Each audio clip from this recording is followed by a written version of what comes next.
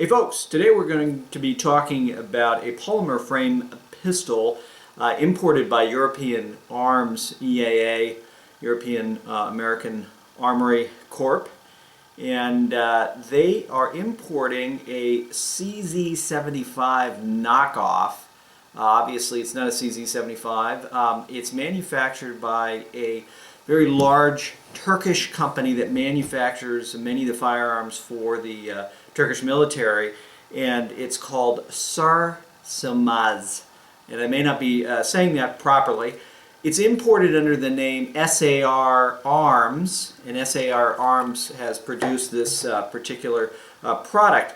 This is called the B6P, and again, it looks like a CZ, but it does have a couple of differences that we're going to talk through. So we're going to shoot this thing. We've got an unloaded gun here. There's no ammunition around. So, but what you'll see here is a gun, and if you kind of looked at it from a distance, you'd say, man, that looks like a CZ75, kind of cool. And it is sort of a CZ75 clone, but it is significantly different than a CZ in a number of ways.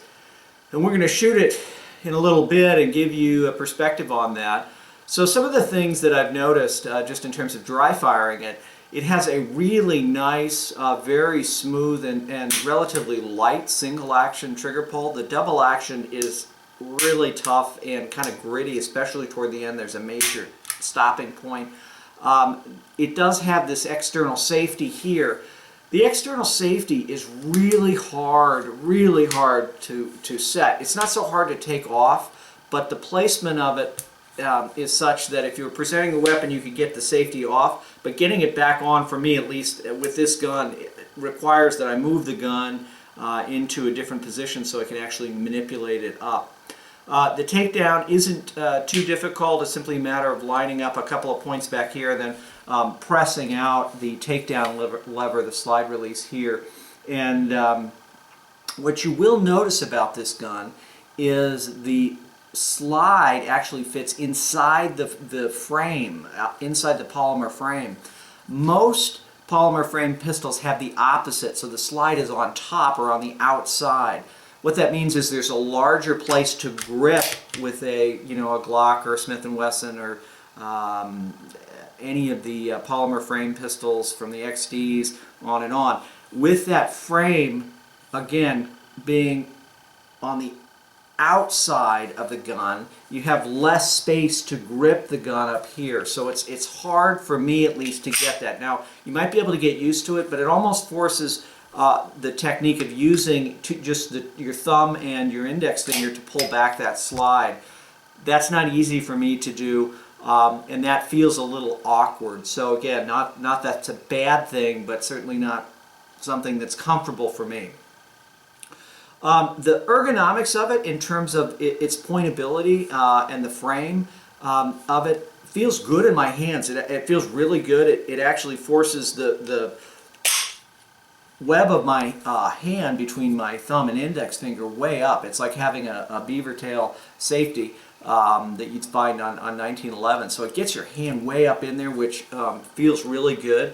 The bore axis is higher than with some other pistols, so when we shoot it, we'll get a feel for that. That might give us a little more felt recoil. However, my guess is, given the weight of the gun, which is 1.8 pounds, we probably really won't feel much of that in terms of its felt recoil.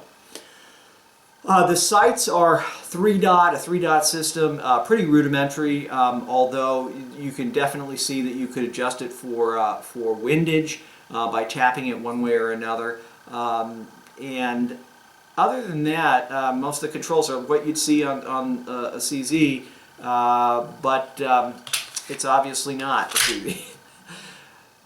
From a pricing standpoint, this is right around $378, $380, sometimes a little less, sometimes a little more. But for well under $400, you get a high-capacity 9mm pistol, 17 in the magazine, 17-round magazine. It comes with a nice case, nice setup here, plastic, it's lockable. It does, in this case, this gun only came with one magazine, so to me, I'd like to have a minimum of 3 magazines. This gun came with one. I don't know about the availability of other magazines, but my guess is you'd be able to get them from the manufacturer or through EAA down in Florida. So again, we're going to run out to the range, we're going to shoot this and give some impressions, but right now for a gun under $400, brand new out of the box, it looks pretty decent.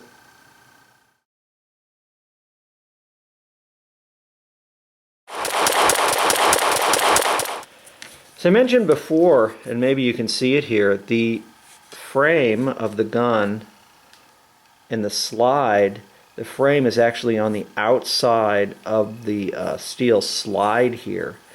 And again, it makes using a typical overhand grip where you just grip and then rack your slide that way, it makes that a little difficult. You really have to get on either side here to be able to work that. To me, that's a bit of a challenge. Comes with the 3-dot sights. Again, pretty easy to use apparently. The overall fit and finish looks pretty good. The magazines look to me, I mean, like they're almost like Meggar mags, but it doesn't say that. It actually shows the SAR logo on that. The other thing you note is it's got a lot of stuff on the outside. I'm not crazy about this, but you've got your serial number here, that's fine. Then it has your SAR here, EAA.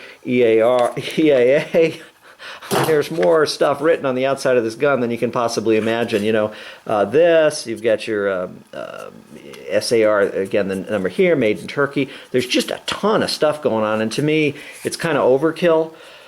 As I mentioned before, the safety is really tough to get on. I mean, it's just brutal. Almost takes two hands. Now, you can get it off. So if I were carrying this weapon and I were carrying it with cocked and locked, as you came out, you could obviously bring your safety off. That's not really terrible, and it might break in with more usage. But so far, I would say that is a bit of a challenge for me. It's just so darn tough. And again, it might break in with some time. So that gives you kind of an overview of what the gun looks like. And we're actually going to do a takedown and show you the internal parts as well. But it gives you some sense of this. So I'm going to disassemble and we'll go from there. Okay, to disassemble the gun, what I have to do is I have to align these two dots. So pull it back a little bit here. And then on the other side, you're going to push this takedown release lever there. And then you're just going to slide the frame apart. So again, for you folks that are familiar with CZs, I mean, it looks pretty much like what you'd expect to see. It looks decent. It's okay. I mean, from the machine standpoint, I mean, it looks okay. Again, the weird thing for me, and not maybe for everybody, but the fact that this is riding on the frame itself, on the inside of the frame, which is just so different to see from what I'm used to. In terms of the internal components, looks pretty straight ahead. You've got your double action trigger, and it's really gritty right here. So at this point, right before the trigger actually breaks, it's quite gritty. The brake itself is in single action is pretty smooth. It's really not bad at all. So that's fine. What else? I noticed in the mag release here, decent mag. It does come out when the slide is on there, but it just doesn't feel as smooth as some of them. So again, maybe not a huge deal to everyone, but we're just going to see it when we shoot it and when we actually have the gun up and running. What it seems like as we're working the magazine release and just firing it in general. As you can see, I mentioned before all this marketing stuff on the outside of the gun, kind of interesting. So we're going to reassemble, then we're going to get out to the range and actually shoot the thing.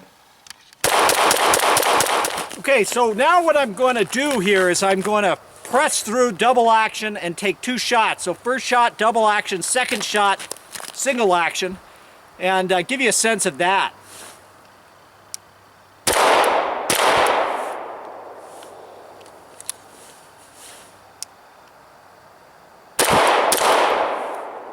The single action after the double action is quite good. I feel like it's hard to get to that actual first shot because the trigger is so long.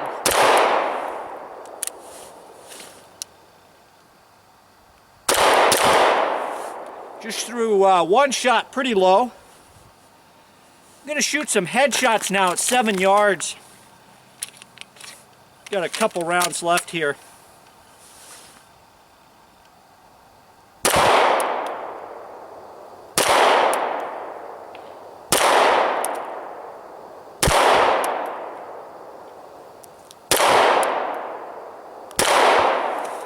Okay, it feels to me like the trigger is beginning to work itself in, especially in the single action mode.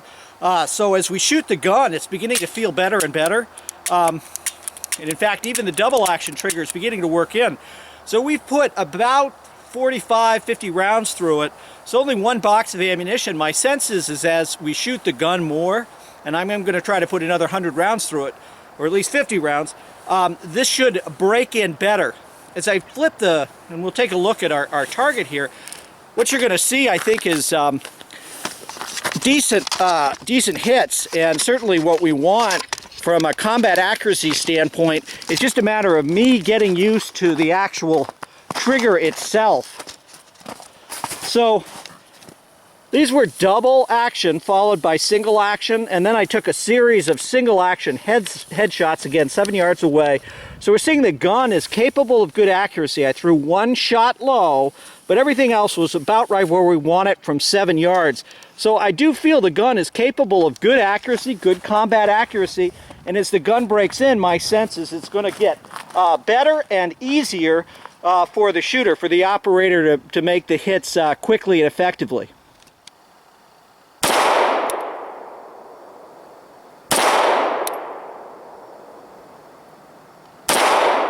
Double action into that single action.